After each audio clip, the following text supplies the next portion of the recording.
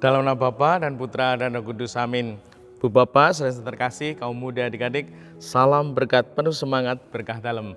Kembali kita berjumpa dalam renungan harian Selasa 27 Desember 2022, Pesta Santo Yohanes, Rasul Penulis Injil. Kita akan mengambil dari Injil Yohanes bab 20 ayat 2-8. Pada hari Minggu Paskah, setelah mendapati makam Yesus kosong, Maria Magdalena berlari-lari mendapatkan Simon Petrus dan murid yang lain yang dikasihi Yesus. Ia berkata kepada mereka, "Tuhan telah diambil orang dari kuburnya, dan kami tidak tahu di mana ia diletakkan." Maka berangkatlah Petrus dan murid yang lain itu ke kubur. Keduanya berlari bersama-sama, tetapi murid yang lain itu berlari lebih cepat daripada Petrus, sehingga ia lebih dahulu sampai di kubur. Ia menjenguk ke dalam dan melihat kain kafan terletak di tanah, tetapi ia tidak masuk ke dalam. Maka tibalah Simon menyusul dia dan masuk ke dalam kubur itu.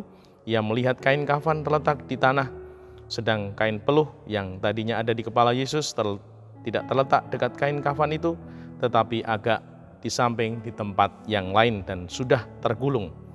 Maka masuklah juga murid yang lain yang lebih dahulu sampai di kubur itu. Ia melihatnya dan percaya.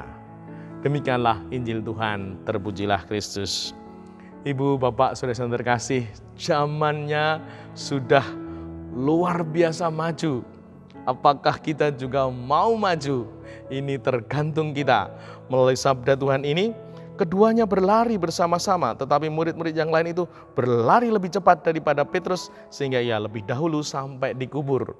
Nah, di zaman ini mungkin kita tidak bisa lagi hanya jalan, apalagi hanya menunggu, apalagi hanya diam. Bahkan jalan saja tidak cukup. Kita harus mau untuk berlari lebih cepat.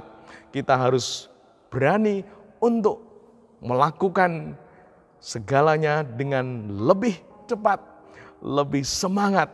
Karena kalau kita tidak melakukan itu semua, kita akan tertinggal, kita akan ketinggalan.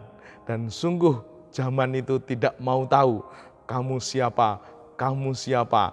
Zamannya ini sungguh berlari cepat, bahkan melesat. Nah, semoga kita berani untuk berlari. Kira-kira Ibu, Bapak, saudara yang terkasih ini masih duduk atau baru berjalan atau sudah berlari, bahkan mau berlari lebih cepat. Nah, mari kita lihat hidup kita masing-masing. Apakah aku ini pribadi yang santai-santai atau menjadi pribadi yang sungguh punya antusias menjalani kehidupan ini, penuh dengan semangat menjalani kehidupan ini, sehingga aku bisa menjadi pribadi yang mengikuti zaman. Kalau bahasa yang kerennya itu menjadi pribadi yang relevan. Nah, semoga di zamannya kita selalu relevan.